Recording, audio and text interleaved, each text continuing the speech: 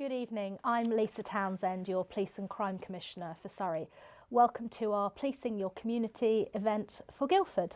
I'm joined in our studio at Police Headquarters Mount Brown in Guildford by Chief Constable Tim Meyer and by your Borough Commander, Inspector Blaine Rafferty. So we carried out a series of in-person meetings back last year before Christmas, and actually our very first one of those took place in Guildford. But we wanted to make sure that those people who weren't able to get to that meeting in person had an opportunity to join us online so that you could still hear from the Chief Constable, hear from your Borough Commander and ask your questions, of course, of them. So you'll be hearing from all three of us. The Chief Constable is going to set out his plan for the force and the Borough Commander is going to talk a bit about the work that they've been doing in Guildford and what's coming up as well over the next year. After that, you'll have an opportunity to ask your questions and I will do my best to take as many of them as possible. If we don't get to your question, don't worry, we'll get somebody to answer it in the coming days. So if you do have a question, please pop it into the comments on the Facebook page that you're watching, or if you're watching us on YouTube, then please pop it in the comments there and we will get to it as soon as we can. So, as your Police and Crime Commissioner, it's my job to hold the Chief Constable to account for the service that you receive from the police force. Tim Meyer has been in post now for nearly 9 months, having been appointed last January, and has been working incredibly hard in that time. And it is an important time for policing in our county. Thanks to the work that Surrey Police have done to recruit, quite frankly, over our share of the government's extra 20,000 officers, and thanks in particular to your council tax contributions over recent years, Surrey Police has grown by 395 officers. That makes the force bigger than it's ever been in its history. It does mean that we have a younger workforce, and it is going to take time to get those recruits fully trained and out and about in our communities, which I know is where we all want to see them. Now, as well as holding the force to account, I'm also responsible for setting the police and crime plan. That sets the direction for the force. The key priorities in my police and crime plan are protecting people from harm, working with residents so that you feel safe, preventing violence against women and girls, ensuring safer Surrey roads, and strengthening the relationship between you, our residents, and Surrey Police, which is what events like this evening are all about. Now, in the last year, my office has awarded over £5 million to local services, and this has included more funding than ever before for preventing violence against women and girls. We've also been working very closely with the force on the service that you receive when you call 101, that's the non-emergency number, and the force is making brilliant progress on that. We also work very closely with the force on antisocial behaviour, which is something that I know matters to an awful lot of you. And again, I know the Chief Constable is going to talk about that a little bit later too. Now, Surrey Police is an absolutely fantastic organisation, but the demand that our police officers and our police staff face is greater than it's ever been. As Police and Crime Commissioner, I also oversee the Surrey Police budget and its assets, and that includes setting the amount of council tax that you pay towards policing. And I have to balance the cost pressures that we're all facing with my goal to provide the Chief Constable with the resources that he needs to maintain and hopefully improve the service that you receive. This includes finding a further £17 to £20 million in savings over the next 4 years, and we know that's not going to be easy. Times are tough across organisations and across families as well, and so asking for more money is never an easy thing to do. The Chief Constable is going to talk to you shortly about his plan, and it concentrates on doing what policing does best, and that's fighting crime in our local communities and protecting you, our residents. And that's what you, the Surrey public, tell both the Chief Constable and I that's what you want to see. Now, I believe that the Chief Constable's plan is going to significantly boost the service that we all receive across our communities in Surrey. But in order to achieve it, we have to maintain appropriate funding for our police teams, and that's why I have to think incredibly carefully about making sound long-term financial plans. So if you haven't already done so, I would like you to take the opportunity to have your say on my council tax consultation. It's currently live and it is running until the end of this month. You can find the link in the comments section in the meeting. It's on my office's website and it's also across all of our social media feeds. Please, please do take just a few minutes to fill it out and let us have your views. Now, the survey asks you to consider whether you would support a £13 a year rise. That is the amount that the government has set and its expectation for the amount that we will raise. £10, £11 or £12 a year, or a figure under £10. Now, the Chief Constable has been incredibly clear with me that an increase of below £10, and that's on an average Band D property in Surrey, would mean even further savings being made by Surrey Police. An increase of between £10 and £13 will almost allow us to keep pace with inflation and would keep any staff cuts to a minimum. The maximum increase of £13 extra on a Band D property, and as I said, that is what the government expects us to raise, would give the Chief Constable most of the resources that he needs in order to achieve his plans of the force, although Surrey Police would still need to find at least £17 million of savings over the next 4 years. It is, of course, vitally important that we make every efficiency, and the force is undergoing a transformation programme designed to ensure that we provide the best possible value for money for you, the public. Now, your contributions through council tax make an enormous difference to the service our hard-working officers and staff are able to provide you. And for every pound set, Surrey Police is funded by an extra £500,000. Setting the precept isn't something I take lightly, and last year the majority of those who took part voted for a council tax increase to support our policing teams, and I want to know this year what you want to do. So please do take some time. You've seen the QR code on the screen there. You can click that and that will go straight through to the survey, and as I said, it will take you less than 5 minutes to fill it out. I'm now going to hand over to the Chief Constable so you can hear directly from him his plan and the upcoming what's happening in Surrey Police. Thank you, Tim. Thank you, Police and Crime Commissioner. Good evening, everyone. Thank you so much for taking the time to join us. I'm going to take just 10 minutes or so to talk through my plans for the force, and there are 10 main points I want to cover under 3 headings. And the first heading is that we aim to fight crime and to protect people. Rather obvious, you might think, but I do think it's important that we restate our determination to get on and do well those things which only the police can do for the public. And if we are to fight crime and protect people, then the first thing that we need to do is to prevent crime and to solve the problems which give rise to it. Now, Surrey has a good track record in crime prevention and problem solving, established long before my arrival and rightly recognised by our inspectorate, and indeed officers and staff have received awards for their excellent crime prevention. And we now need to apply that crime prevention mindset to some of the problems which we face now, notably violence against women and girls. And there are 3 particular elements of violence against women and girls which I want to cover. First of all, domestic abuse. We are seeing our rate of arrest for domestic abuse increase pretty rapidly, which is very encouraging. And with that, the number of offenders brought to justice is increasing too. We understand that domestic abuse is an especially dangerous crime. It's where very often some of the most dangerous people and the most vulnerable are together behind closed doors. And officers must understand that when they respond to a call for help from a victim or survivor of domestic abuse, that presents a vanishingly brief opportunity to protect not only that victim now, but other victims from the perpetrator in the future.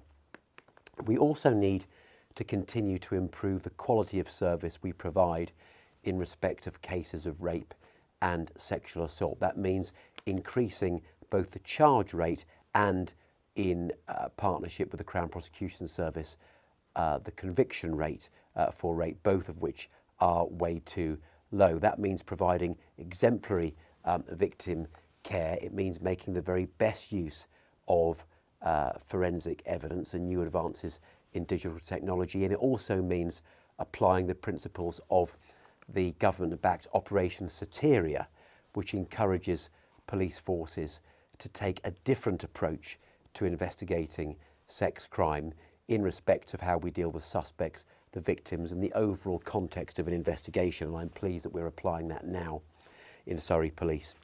And finally, I want to mention Operation Shield, which has been trialled in Guildford in particular, and that makes use of cutting-edge training for officers in respect of behavioural detection and enables them to identify as teams of highly trained people using uniform and covert tactics, people on our nighttime economies who haven't travelled there for any legitimate purpose, but are instead out and about only to target the vulnerable. And I'm pleased to say that's been trialled with some success in Guildford and elsewhere and will continue to be applied. We need to investigate crime thoroughly because only the police can investigate the crime which affects our communities so seriously, and we need to do that well. And that means, as the policing minister said recently, taking a very tough line on crimes such as shoplifting. Our rate of arrest and charge for shoplifting are increasing, and we know that shoplifting is a real concern for our communities because people rely on local shops to build communities around. The people who work in shops are paid modest wages, working all hours, and the last thing we want is for them to feel unsafe as they go about their work. And it really is an insult, of course, to those people who are conscientiously paying for their goods to see others who are flagrantly refusing to do so and instead stealing. So that's why in the run-up to Christmas and ever since, we have really been redoubling our efforts in respect of targeting the thieves who target our local shops.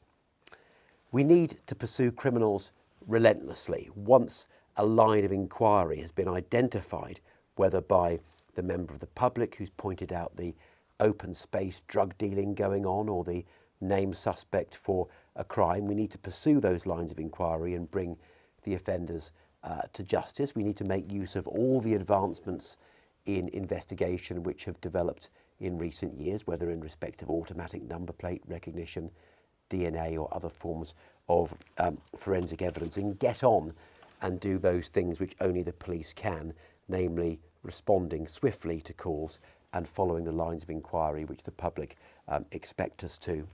But the relentless pursuit of criminals includes not only following lines of inquiry after offences have happened, but also making the very best use that we can of the powers we have been given by Parliament over the years, such as the ability to seize and confiscate criminal cash and thereby dismantle organised crime groups, and also the ability to apply and enforce orders which control antisocial behaviour, sex crime, domestic abuse and other things which blight our communities and put people at risk.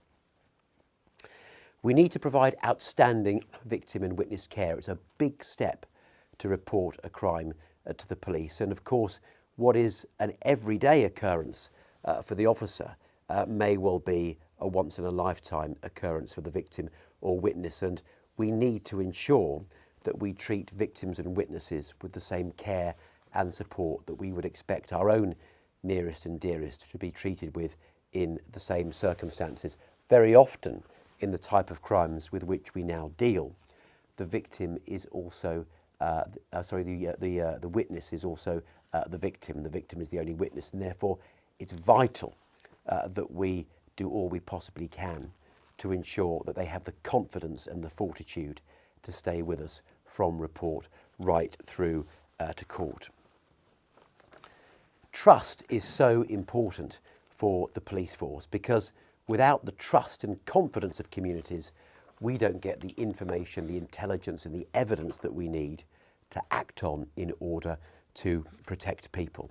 And we can't expect you to trust us and to confide in us if we don't ourselves exhibit exemplary standards of behaviour and conduct. And you'll be all too aware, I know, of the concerns in respect of police misconduct which have been reported in recent years. And I'm certainly not so complacent as to suppose we couldn't see those problems in Surrey Police. There have been notable examples of officers misconducting themselves, and to that end we need to ensure that officers are well trained in standards, that there are mechanisms for people to report wrongdoing, that public complaints are properly and impartially investigated, and that there are really good and robust standards of vetting for those who work with us in the police. And of course, we want a police service which is representative of those whose consent we seek to police to the very best of our ability. And that means being representative across all of the protected characteristics, such as sex and gender, race and religion, but not only because we want to be representative for its own sake, but because we have really tough challenges ahead, whether in respect of investigation or the management of disorder, the best application of technology, the best use of forensic science. And to meet these challenges, we want to recruit the very best people to serve the public with the most potential and the best talents. And that means ensuring that no one is put off from a career in the police service who thinks that they can take up this unique opportunity to serve alongside us. We need to spend money productively and wisely. I'm very clear to officers and staff that the pound entrusted to me has been earned by the taxpayer. It might have been spent on an individual's family. Instead, it's come to us through local or central taxation. And it hasn't gone to education, it hasn't gone to healthcare or defence. It's come to the police, and therefore it's right that our technology, our processes and our ways of working are as efficient as they can possibly be in order that the money entrusted to us goes to the maximum possible benefit for victims and witnesses. And as the Police and Crime Commissioner said, we have some challenges ahead. We've got to save a lot of money because the police service is subject to the same economic pressure as any organisation in respect, for example, of inflation. And I'm confident that with the small but capable team we have working in Surrey and Sussex to identify savings, we will be able to do all we possibly can to realise the savings we need in the coming years without affecting the great many hard-working people who come to serve in Surrey to and on behalf of the people of our county. We need to be here for you when you need us, whoever you are and wherever you may be. That means putting service before self-interest, quite rightly, and that means responding promptly and according to the need for our service. There are lots more things that policing is trying now to do than ever was the case, whether in respect of domestic abuse, antisocial behaviour, fraud, burglary, violence against women and girls, more generally. One could go on. There are always more demands on us to do better and to serve you better. And if we're to do that and to improve in responding to calls, as the Inspectorate has rightly said that we must, that means creating all the capacity we can for officers and staff to serve you. Now, in recent years, the police have understandably been drawn more and more into responding to those in mental health crisis. I understand why this has been the case, because we're desperately anxious to do all we can to serve those who are in real and immediate need or at risk. But very often, the best person to serve the person in mental health crisis is not a police officer in uniform with coercive powers and not a great deal of training to deal with people in that sort of situation. It would be far better, of course, to have an appropriately trained medical or healthcare professional. And whilst the police officer is dealing with that, she or he is not getting on with those things which only they can do, namely investigating the burglary or protecting the victim of domestic abuse. So I'm so pleased that we are working really productively with senior and practical colleagues in mental health, the health service and the local authority to come up with new ways of working which will ensure both the quality of service to those in mental health crisis improves and also that police staff and police officers are freed up to get on with those things which only they can. The last couple of points. First, we have to be resilient and prepared for whatever society might throw at us, whether that's policing a protest on one of our major roads, policing a major event such as the Epsom Derby, dealing with a threat to our cyber security, or assisting another police service who needs us. And that's why we're always thinking of how it is that we need to train our officers to be ready to respond to everything from a pandemic to a protest in the way that you would expect.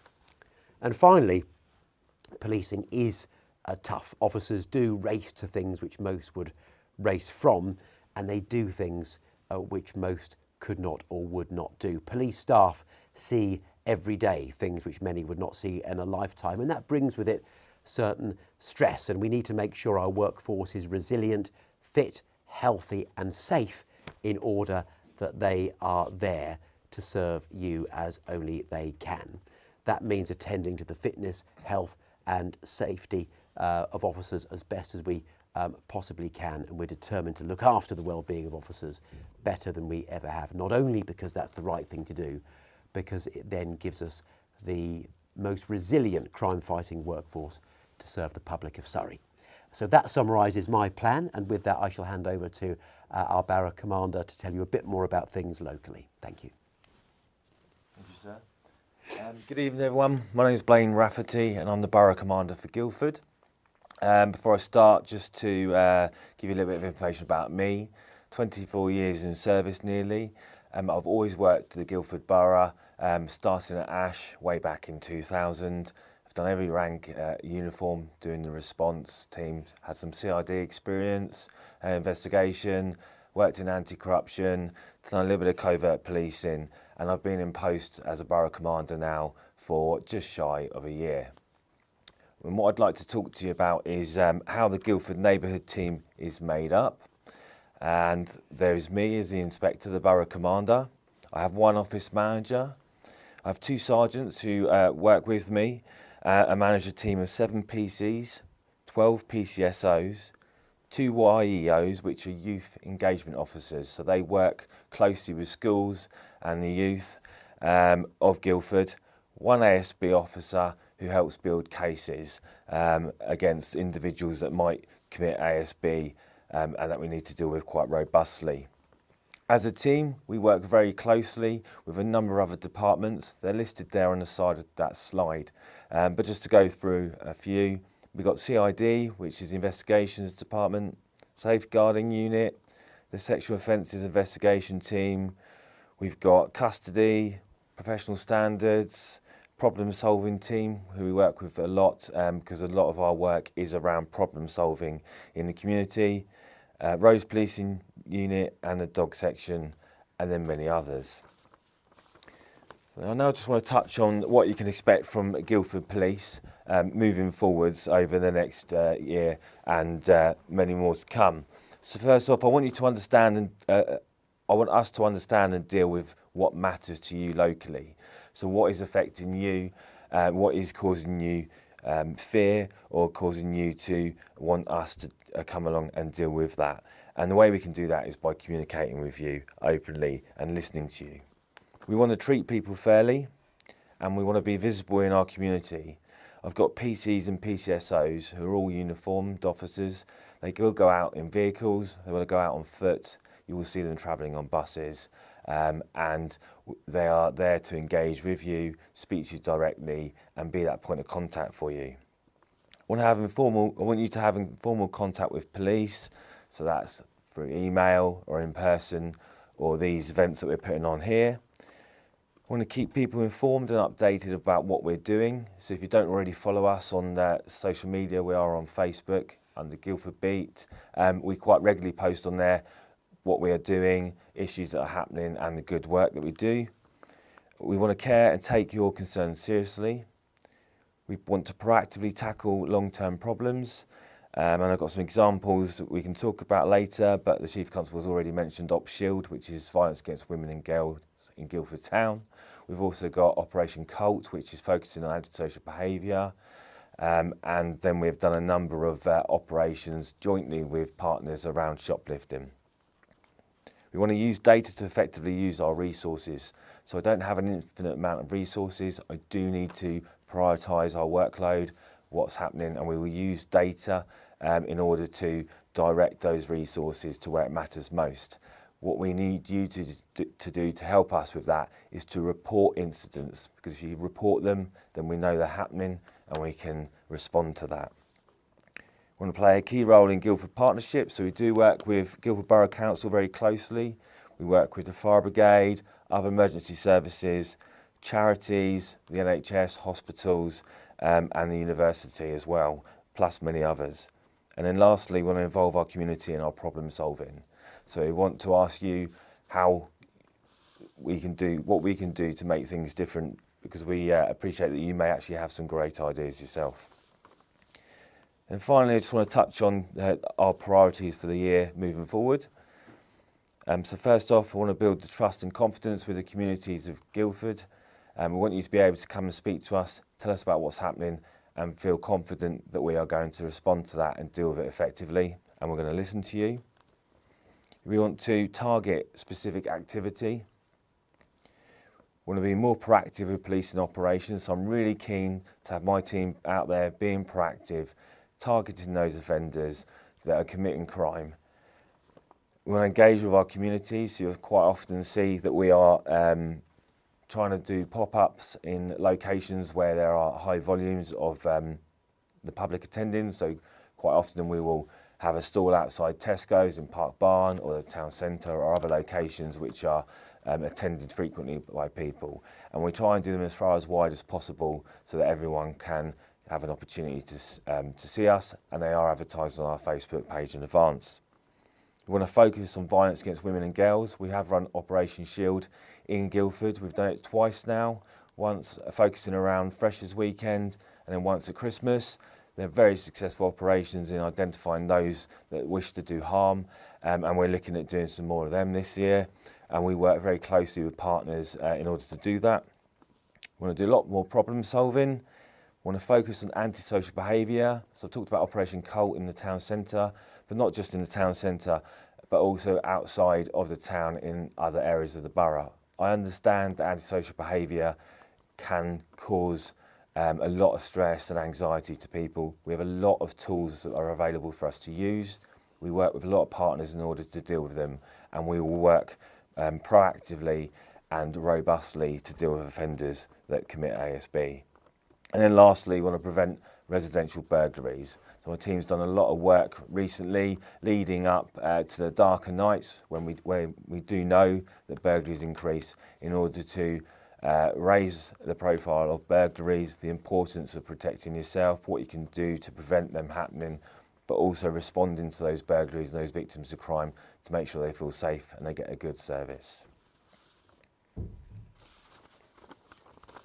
Thank you. Thank you very much, Blaine. Thank you for all the questions that have come in so far. If you do have a question you haven't yet, please do pop it into the comments on Facebook or on YouTube, and I'll get to as many of them as possible. We have about 20-25 minutes to get to questions, so with that in mind, I will kick off. Gary in Normandy says there's been pressure on PCCs, it's quite right, across the country to address retail crime, and in particular shoplifting and abuse of shop staff. Most have committed to making these priorities. However, he says, I've emailed the Guildford Neighbourhood policing team for our area several times to let them know that our new community shop and cafe is now open, and suggesting that our volunteers would find it reassuring to see our local officers visit during opening hours from time to time. They've been open for over 6 months now, which is brilliant. Great to see that in the community, Gary. Blaine, is there anything, can you commit to having some officers attend and speak to residents down there? Yep, no problem. Thank you, Gary, for coming in with that. Firstly, apologies that you've not had any response. I will look into that. We are focusing on shoplifting. It is one of our priorities, as we've already mentioned. We've run a number of operations already. I do have to prioritise locations whereby they might be repeat victims, or we know that those shoplifters and thieves will habitually go to. However, thank you for raising that. My team would only be more than happy to go down to that location, pop in, have a chat with your volunteers, have a chat with you, because not only is it a good way to reassure people, but it's a great way for us to engage with the public and also gather intelligence in relation to activities that are occurring in the community around that location and that hub. So thank you. I will pass it on, and hopefully you see one of my officers very shortly. Brilliant, thank you very much. Tom is on YouTube and he has asked what level of increase beyond £13.08 a year would deliver sufficient funds to avoid the £17 million of savings otherwise needed. Would you consider going above £13.08? Tom, thank you. It's an excellent question. The government has actually capped the amount, so it's not a case of me picking a number out of thin air. I think that more money into policing would always be welcome, but I'm also very, very conscious of the burden that is placed in particular on Surrey's residents due to the funding formula. And the funding formula in Surrey is something that I speak to both our MPs and others about regularly, and particularly those in the Home Office as well, in terms of the burden that it does put on Surrey residents, which means that we do pay more than other areas towards policing.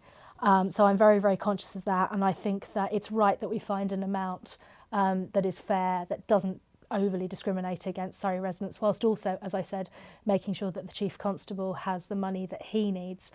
We are working very hard to find efficiencies and savings where we can, because we do need to spend every penny that you give us wisely. But Chief Constable, do you want to talk a little bit more briefly about that and that £17 million of savings that we're having to find? Yes, thank you. Well, it's certainly very challenging. I'm not going to pretend otherwise, but Surrey has some very long-established relations with Sussex Police, for example, and a good track record of collaborating on those services that we can collaborate on without making any adverse difference to the service which the residents of Surrey might receive. So, for example, our roads policing, our firearms, our dog units are collaborated on, as are our services in respect of finance, human resources and technology. And we will continue to explore areas where our collaboration with Sussex might yield further savings. But there are plenty of other things that we can do.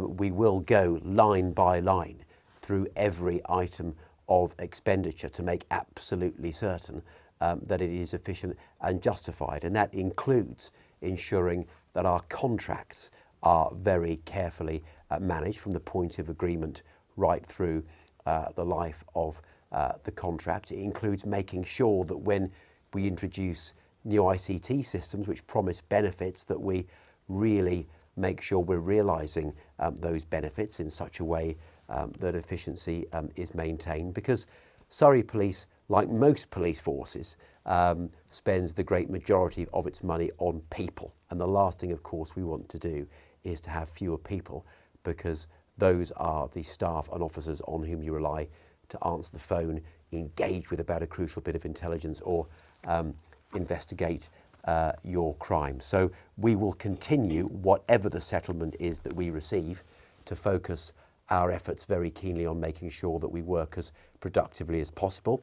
And I've summarised our plan, and the more money that we are grateful to receive, the more we will be able to put behind that plan. But whatever we get, we will do our very best to make the most of what we have.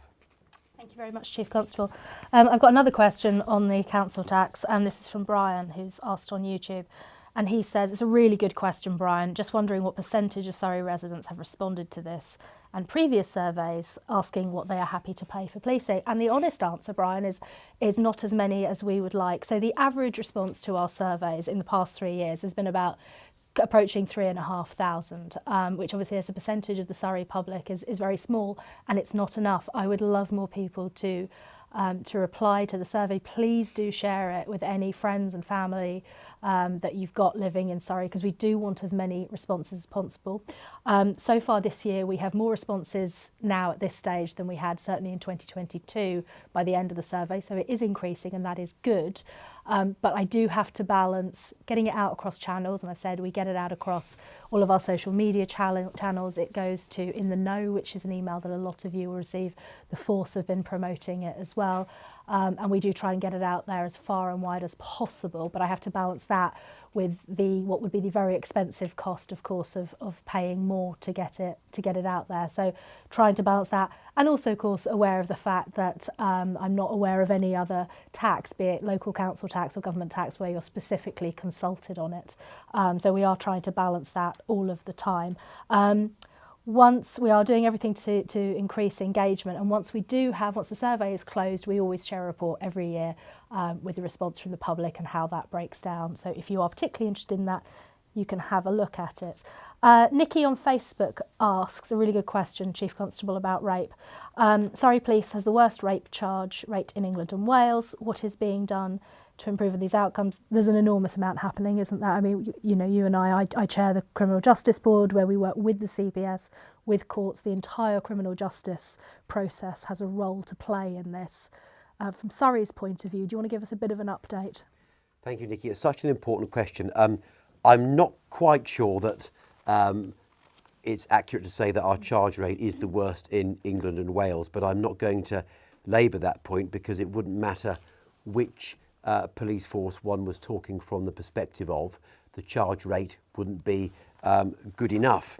And there are, of course, challenges in investigating offences of rape, not least the fact that in the great majority of cases, the victim is the only witness, and that brings certain challenges in respect of the sorts of evidence which has to be examined and put before the Crown Prosecution Service, and the certainty with which they can then decide on charges and put the case before the court. But there is an awful lot that we can do to do so much better, and we are doing better. So, for example, only a few years ago, it would have been the case that a victim of a sexual offence could have expected her, and it is a female victim in the majority of cases, although of course there are male victims, mobile phone to be far more extensively examined for lines of inquiry which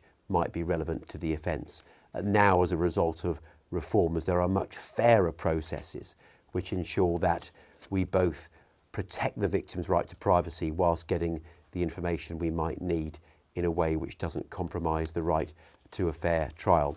Surrey has invested in dedicated officers whose sole responsibility is to make sure that victims of rape are given the most exemplary care and support right from the moment of report through to the witness box. We have a dedicated team of officers, highly trained in investigating these cases, who do nothing else but investigate these cases to make sure that we have plenty of the experience that we need to give the very best possible service. We engage well with the charitable sector to ensure that victims and survivors are referred for whatever support they might need over and above that which we can provide. And crucially, we're working closer and closer with the Crown Prosecution Service, because it is their agreement that we need in order to charge a suspect for a rape. It used to be the case that the police could make that decision ourselves, but for the last 20 or so years, we haven't been able to. And finally, Surrey is determinedly implementing the principles of Operation Soteria. And what Operation Soteria encourages us to do through research which has come from the academic sector is, first of all, to make sure that investigations are really victim-centred. So that means exemplary victim care, but suspect-focused. And what being suspect-focused means is that we really look at the behaviour of the suspect in its entirety to identify every last thing they might have done to target a victim in a particular situation, which can be used to bolster the evidence that we put forward, and also dispel many of the myths and stereotypes which have been associated with rape over the years, such as the time it takes to report, the tendency for versions of events to change, and the behaviour of women and men who might be victims in certain circumstances. So I hope that gives you some reassurance of just what a priority it is. I said at the outset, violence against women and girls really is our uppermost operational priority, whether that is the public space safety of women, the safety of women in their homes, or the safety of women in respect of rape and sexual offences more generally. And I'm determined that we will provide the very best service that we can. So thank you for posing such an important question. Thank you very much. I've got another question on YouTube, which again is quite a general one that applies to the force before we go to some more local questions. So on responding promptly to the public, do you have any stats on response times to our 101 calls? So just to give a bit of context, so 101, not to be confused with 111, which is the NHS number. 101 is the non-emergency number that you could contact the force on.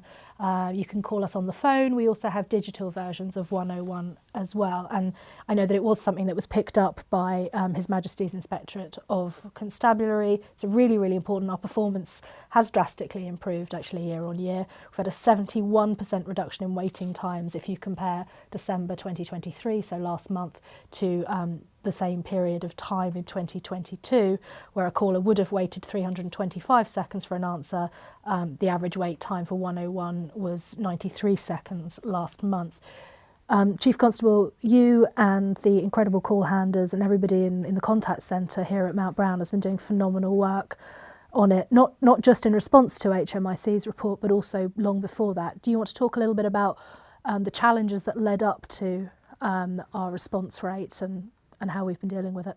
Yes, thank you. It's such an important question, and our colleagues have worked so hard on this long before my arrival, but as you would hope, the concerns in respect of our call handling and response performance were identified by the force long before His Majesty's Inspectorate did. Nevertheless, the Inspectorate was quite right to identify these concerns in respect of 999, 101 performance and response more generally. The PCC has given some statistics. It's quite a complicated area. These statistics could relate to how quickly we answer 999 and 101 calls, the rate of abandonment of those calls, and how quickly ultimately an officer responds. The bottom line is all of those have to get faster and are getting faster. One of the challenges we encountered was in relation to the recruitment of staff to our contact centre. Surrey is a really challenging employment market, and it's an expensive place to live and to work, but colleagues in our Human Resources Department and elsewhere in the force have worked so hard to fill the vacancies that we had, and then to make sure that the training is being delivered to new staff who are working earlys, lates and nights in our contact centre, handling calls for help from the public. And I'm confident that we will maintain those numbers, but I'm bound to say that if you want to do a really rewarding job where you get to see things and hear things every day, which most people don't in a lifetime, and get a tremendous sense of achievement, and it's a great place to work. So I am pleased that improvements are being made, of course, but we're not remotely complacent about how hard we're going to have to work to maintain them. Thank you very much, Chief Constable. You've got about 10 minutes if you want to get a question in on Facebook or YouTube, and we will try and get to it. As I've said, if we don't get to all your questions this evening, we will try to get to them afterwards. We'll make sure that somebody from the force comes back directly to you. I've got some local questions now, though. Borough Commander, we know that there have been some challenges, and I've been down there myself with Angela Richardson, who's the local MP here, to Guildford Police Station to see some of the challenges they've had there with antisocial behaviour that's been happening. Now, obviously, it's really important that people understand that that's actually managed by British Transport Police and not by Surrey Force. But you work very closely with BTP, and I know there's been some really great joint working. Could you talk a little bit about how that relationship works? Yes, so you're referring to the train station? Yeah. Yes, okay. So the antisocial behaviour at the train station, that area is responsibility of BTP, British Transport Police. However, yes, we do work very closely with them. The offenders who commit that antisocial behaviour are ordinarily people who we will know and will commit antisocial behaviour in Guildford town as well.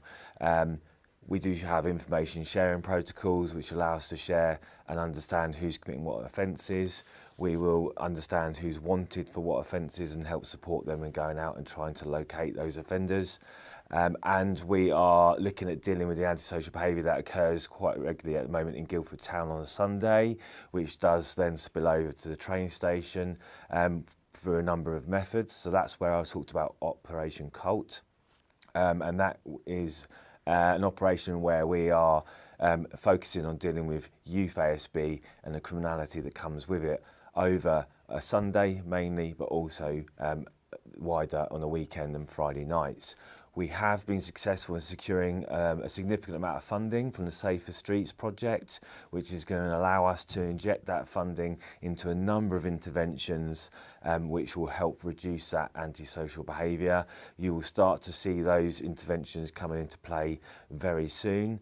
And you will also have seen on a Sunday an increased presence in Guildford town. I've had agreement from my senior management team. We now have an extra 4 officers working in Guildford town on a Sunday dedicated to dealing with antisocial behaviour. And our next steps there are to link in with British Transport Police and work on a joint approach there. So when those offenders who do travel into the town using trains decide to come in or leave, then British Transport can work with us and help either divert them to different locations or away from the town centre, or deal with them robustly before they even make it into the town. Excellent. Thank you very much, Blaine. That's really helpful. Tom on Facebook says, anecdotally, burglaries on residential properties undergoing building and renovation works seem common. Is it the case? And do the police offer any guidance or materials for residents having building works done? That's a really interesting question. I don't know, Blaine, have we seen a rise in Guildford specifically? I wouldn't say we've seen a specific rise in Guildford for burglaries on premises that are going under renovation or building work. However, by the very nature that we have got darker nights, that the buildings are left unattended, there's a significant amount of tools in there, and we know that tools are attractive to thieves at the moment. They do fetch quite a lot of money, or they have a high value, that they do make an easy target. There's less chance of people getting caught as well. What my team are doing is working on burglary. So residential burglary could include houses, it can include garages, and it can also include those premises that aren't currently being lived in. But they're working with a number of partnered agencies like Neighbourhood Watch in order to increase awareness and let residents know what they can do to prevent them. We're doing a number of pop-up stalls at locations that are advertised on our social media, and at those stalls you can talk to officers, you can talk to what we call designing out crime officers, get crime prevention advice, but also pick up items that will help prevent crime. We sometimes give out alarms, we give out property marking kits and so on. My advice would be, if you've got a property under renovation, is to ensure that if everything's locked and secure, you advertise as minimal as possible about the renovations going on. Tools aren't left in the premises. If they have to be left in the premises, then they are secured in a suitable location. You use security lighting, you put up CCTV if you're able to, and there's quite a lot of cheap kits now which are easily set up and can link into your phone, and you just do as much as you can to try and deter those offenders. It's really important as well to take that property that you've got, those tools, the serial numbers, and add them onto a property recording system, which the name escapes me at the moment, but it will come to me shortly. But that is a really good way of making sure that those unique identifying marks on the tools, the numbers, are recorded. So if in the event they do get stolen, as we've had recently, we are able to identify where they've been stolen from. And then you may have seen in the news recently a number of tools being recovered from the local area after a theft from van. They were recovered because they had tracking tags on them. You can buy them quite cheaply now, so that would be another thing I would suggest if you've got anything of significant value. Thank you, Blaine. That's really, really helpful. And there are great kits out there. I know that Selector DNA is one of them that's out there that you can use. They're really, really good, because if you are having, people spend a lot of money having their homes renovated and updated, and it is always worth considering the security measures that you can put in place for a relatively small amount of money that will protect it. Chief, I've got one for you. We've had a comment on Facebook around integrity of officers and sort of truthfulness around that, with not much detail, so it's a bit difficult to ask you a specific question about it, but I thought maybe you could just talk a little bit about something really important, which is confidence in policing, particularly following the stories that we've seen, predominantly in the Metropolitan Police, but elsewhere as well, about confidence, and just talk a bit about how you as Chief Constable and the force maintains standards and why that's so important. Thank you. Yes. Well, of course, it's enormously important because we can't expect people to have trust in us, let alone to confide in us, if they don't have confidence in us and if we don't exhibit good standards of behaviour ourselves. Now, of course, officers and staff are going to make mistakes. You know, policing involves a lot of conflict. It involves a lot of stress. It involves some very difficult decisions. And I don't expect officers to be perfect, still less to get things right all the time. It's important that operationally, when we get things wrong, that we admit it, we apologise, we learn, and we commit to that learning. What is quite different, of course, is actual misconduct, whether that's operational dishonesty or, as we've seen elsewhere, the abuse of authority for some sort of gain, particularly sexual gain. I'm not remotely so complacent as to imagine that we couldn't encounter those sorts of problems in Surrey. Indeed, there will have been occasions where officers have misconducted themselves in that way, and hearings will have been public and the outcomes will have been reported. But we have very, very good standards of vetting. We have very robust standards of re-vetting for particular posts, higher standards of vetting for the most sensitive areas. And also, the public might find it reassuring to know that in the great majority of cases where officers are dismissed, rare though those cases are, it usually follows a report from a colleague who decided not only to ensure their own behaviour was good, but positively to stand up when they saw that others was not good. So, good vetting, good investigation of misconduct, good investigation of complaints, and also we have a new code of ethics shortly to be launched, and we will be very much training officers in that to make sure that they are thinking how it is that they can exhibit the standards which are expected. That's really helpful, Chief Constable, thank you. Another very local question for you, Borough Commander.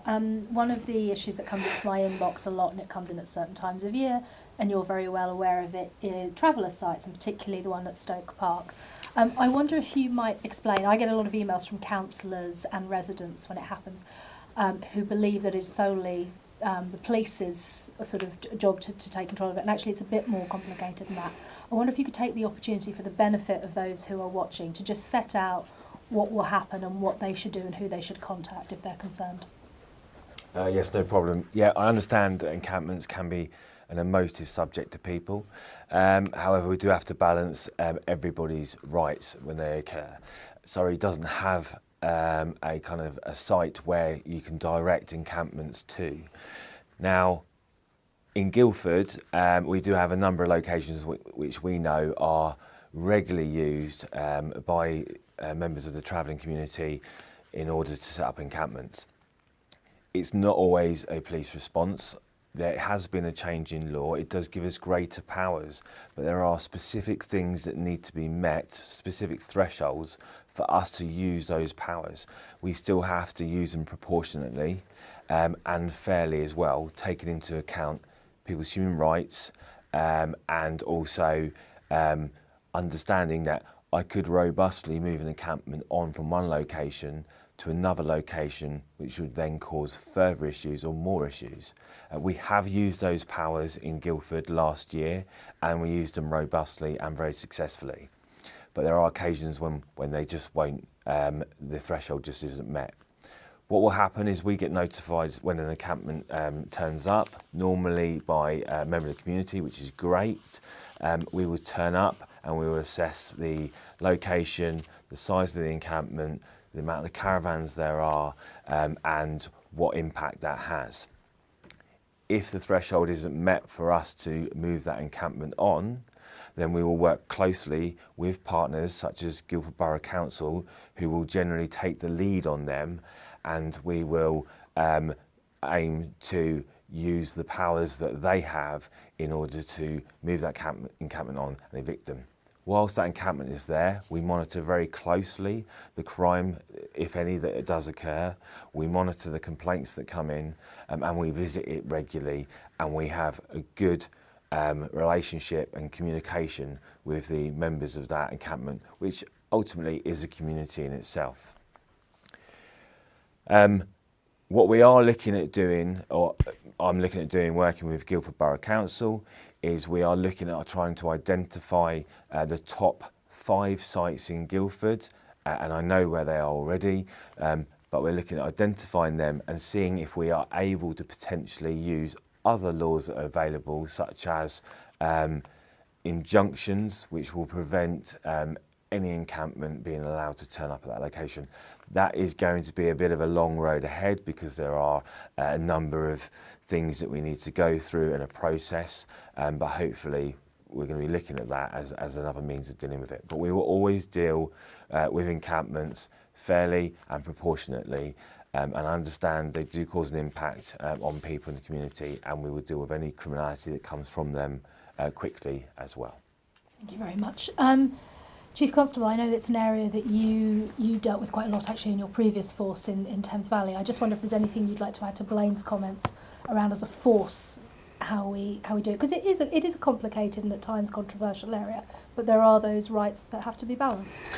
Yes, there are, and it's important that we understand the new powers which exist in respect of unauthorised encampments, which do put the authorities in a stronger position than might previously would have been the case in respect of serious disruption, and taking preemptive action in that respect. It is of course important that the police engages with all sections of the community who need to be both policed and protected.